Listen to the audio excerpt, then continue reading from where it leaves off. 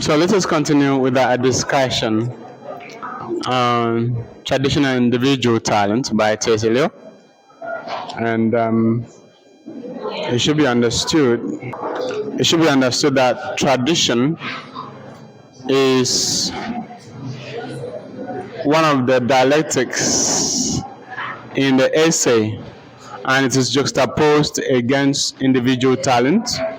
And tradition is very important to Eliot against what obtained in contemporary criticism, where writers of the time sought to exhibit individual talent, value individual talent over tradition. So Eliot is saying that no matter how original the writer is, that writer is still situated in tradition, that is, in the laid down rules of literature, in the principles of literature found in the works of the previous ages.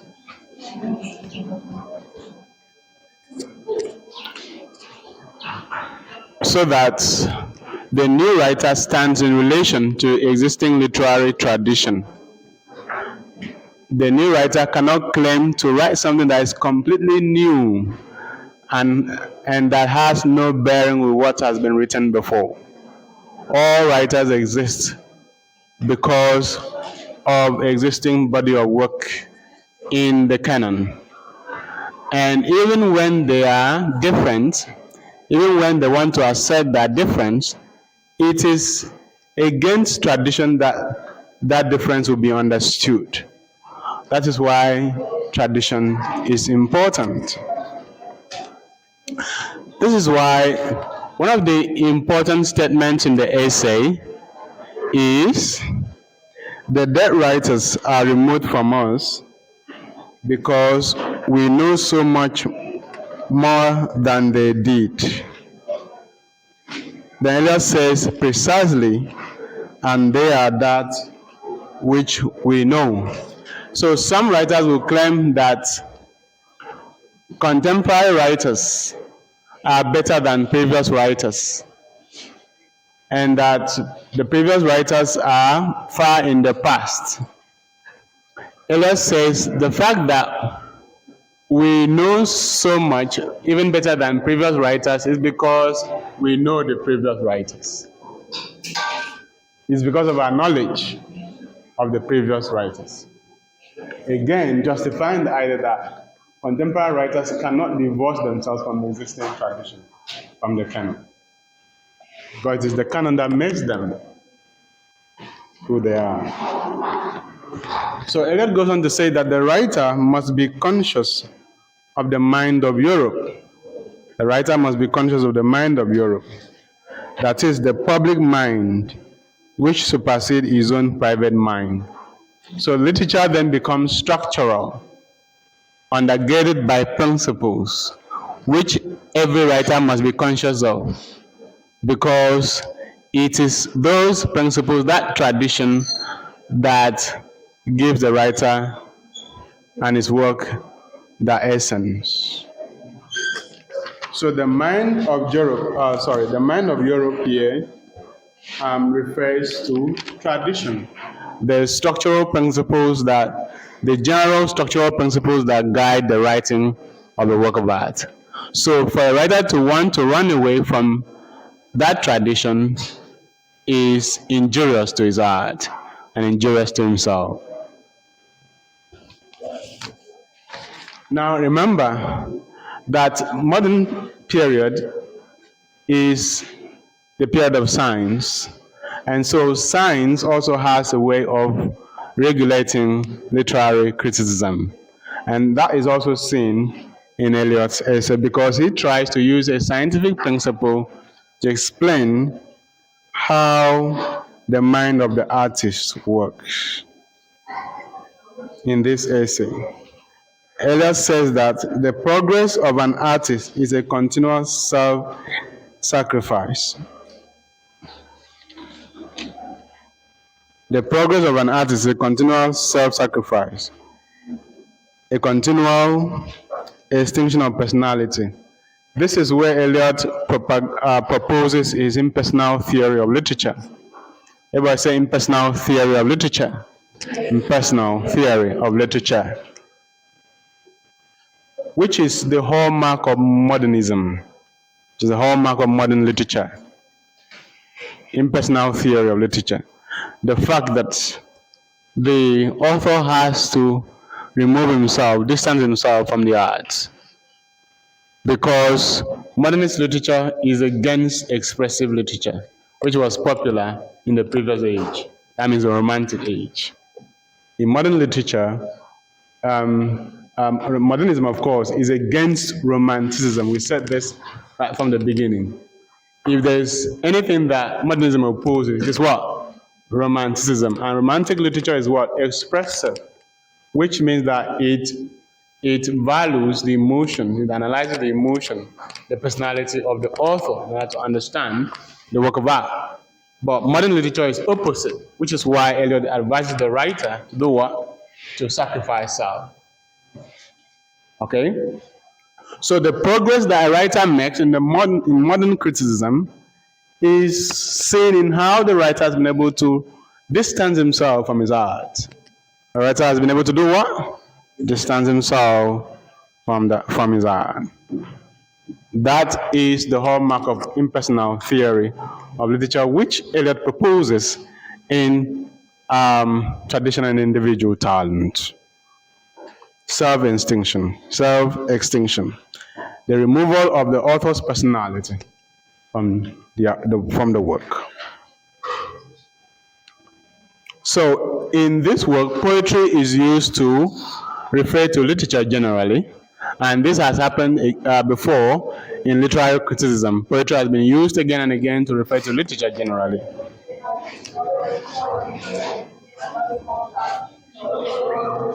So Eliot talks about the process of depersonalization in relation to tradition.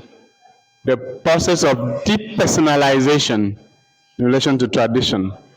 Depersonalization. You write D-E, then you write personalization in relation to tradition, and by that we mean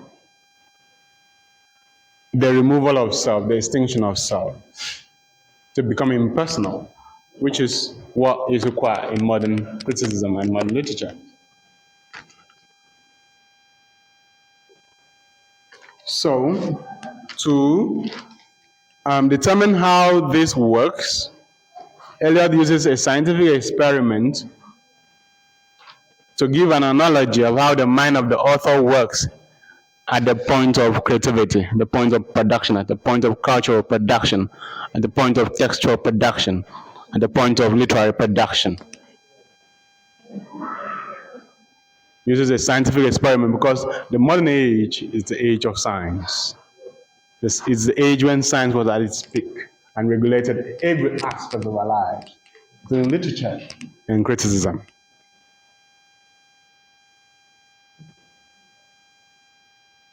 And he says, when a bit of finely filiated platinum is introduced into a chamber containing oxygen and sulfur dioxide,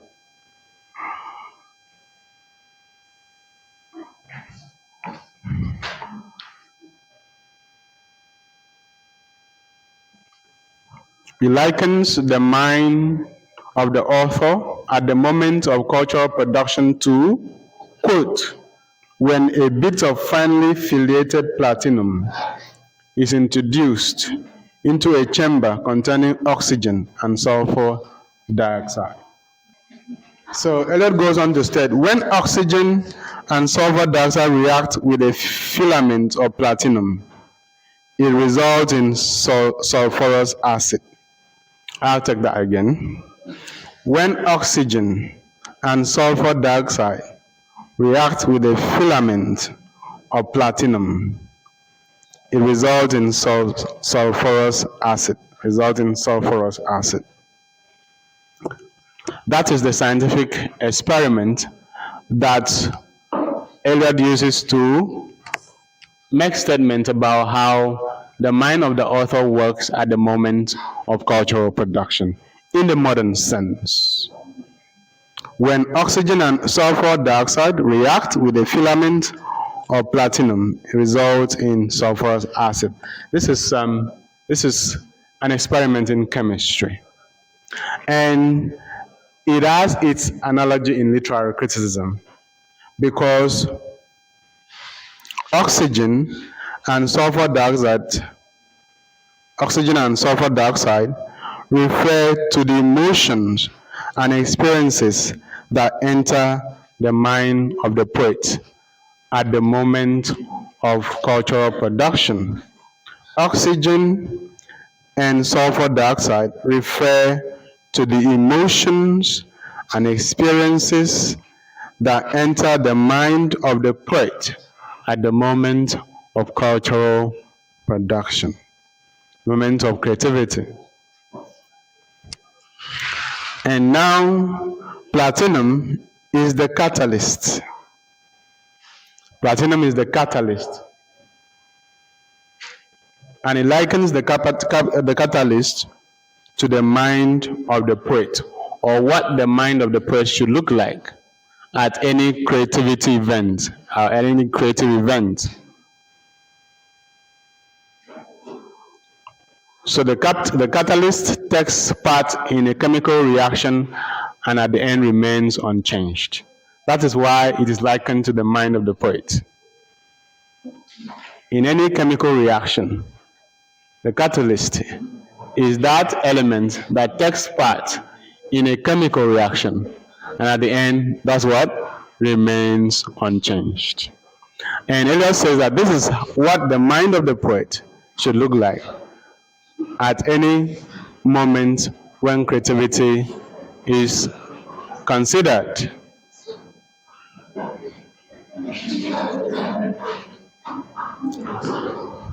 Meaning that the mind of the poet is involved in writing a work of literature, but that mind is not moved, is not changed by what comes into it.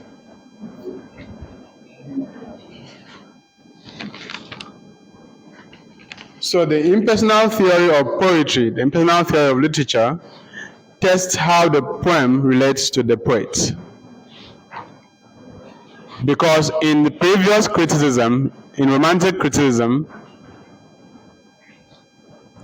the work is studied in relation to the poet's emotions. But in modernist criticism, the author is eclipsed. The author's personality is not considered in the study of the work of literature. So, this impersonal theory of literature shows us how the poem relates to the author. And Eliot says that the more perfect the artist is, the more completely separate in him will be the man who suffers and the mind who creates. Again, emphasizing the need for the poet to distance himself from the work he has produced. Now, how this impersonal theory of literature works is seen in the term objective correlative, which Eliot has coined. The objective correlative. Correlative is spelled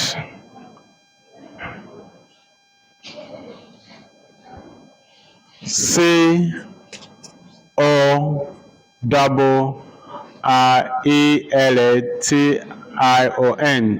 objective correlative.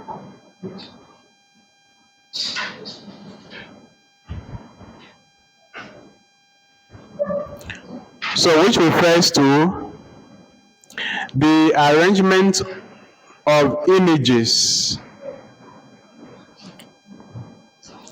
the systematic arrangement of imagery to represent a particular emotion. The systematic arrangement of imagery in a work of art to represent a particular emotion. The use of words, the use of language in a systematic way to capture a particular emotion, so that the emotion is not from the mind of the author, but the emotion arises from the work of art based on how the images in the work of art are arranged or programmed. Meaning that it is the symbols, the images, the words that are used to depict certain images. And this is a scientific way of depicting emotions in literary work. There is a set of images to discuss death, set of images to discuss anger, so that once you arrange the images in the right order, you will evoke the right emotion, and has nothing to do with the author. It all boils down to the use of language, which is what modernist criticism is, and which is why modernist criticism is what? Objective criticism. It has nothing to do with the author or the mind of the author, or the personality of the author. It is the structure of the work itself that evokes the emotion. The author's mind has nothing to do with it. The author's mind is just a catalyst in the creative process, which is not changed by whatever emotion has passed through him. Going by that experiment that will be explained. So, modernist criticism is anchored on objective criticism. Modernist criticism is anchored on what? Objective criticism. And what is objective criticism? Because this is a definition that we've given at the beginning of this class, the initial part of the course. We talked about objective criticism.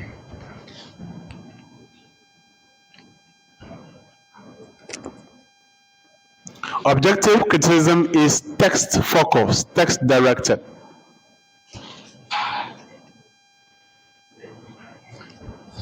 The meaning of the text is in the text, and it is through the proper study of the text that the text will yield its meaning. In objective criticism, we believe that the meaning of the text resides in the text, and that through a proper study of the text and the text alone will we arrive at the meaning of the text.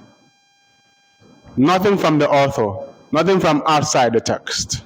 So objective criticism is text-directed, text-focused, because we examine the parts of the text for it to yield its meaning.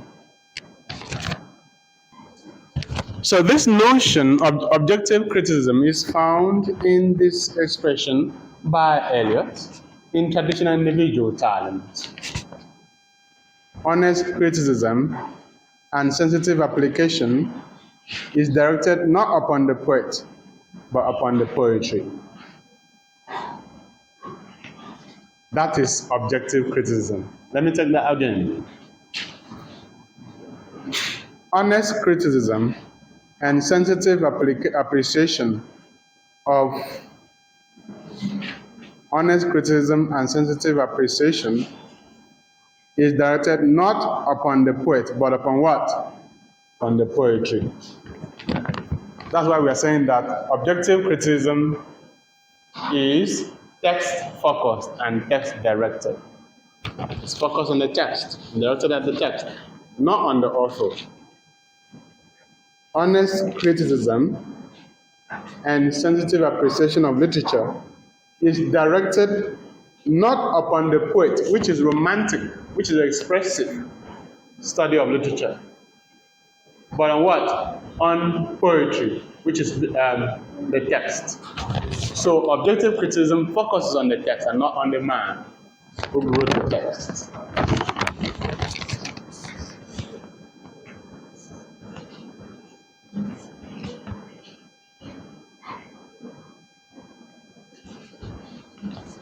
So Eliot says that the poet does not have a personality to express. In modernist literature, we are not looking at the author's personality. We did that in romantic literature.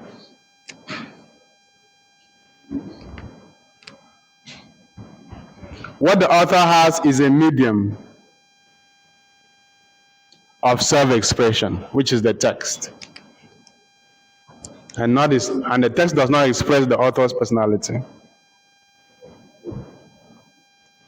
It is at this point that Eliot condemns Romanticism completely. It is at this point that Eliot finishes up Romanticism completely. Please write down this statement, it's quite important. Because when you are talking about this essay, you need to make some quotes, and it's one of the important quotes that you need to make when you're talking about this essay, Tradition and Individual Talent. What does Eliot say? Eliot turned Romanticism on its head by taking its core value and then turning it against the theory itself. And what does it say? Emotion recollected in tranquility is an inexact formula. Emotion recollected in tranquility is an inexact formula. In that one statement, Eliot condemns romantic criticism.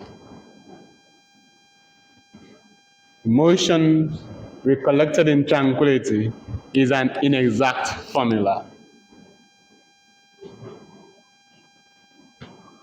Emotion recollected in tranquility is an inexact formula, meaning that romantic criticism is not a workable theory of literature. Romantic criticism is not a workable theory of literature in the modern sense, in the modernist sense. Because if there's a statement that defines Romanticism, it is the fact that literature is seen to be a spontaneous overflow of powerful emotions recollected in tranquility. But look at how Eliot turns it around against the theory and says emotions recollected in tranquility is what? An inexact formula. Doesn't make sense. It's an inexact formula. It's not something to work with. It's not popular anymore. It's not functioning anymore.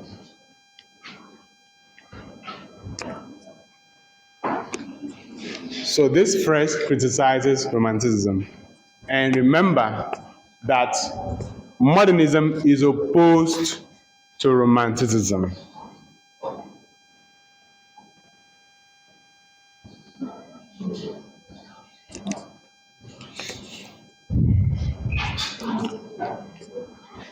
In another statement, Eliot says that poetry is not turning loose of emotion, but an escape from emotion. Poetry is not the turning loose of emotion, but an escape of emotion, still emphasizing the impersonal theory of literature in modernist criticism. Poetry is not the turning loose of emotion, but what? An escape from emotion. It is not the expression of personality, but an escape from personality, emphasizing that the author has to distance himself from the art. And then goes on to say, of course, only those who have personality and emotions know what it means to want to escape from these things. So, and that is how we bring a discussion on traditional and individual talents as a modernist essay to an end, as we move on to other topics.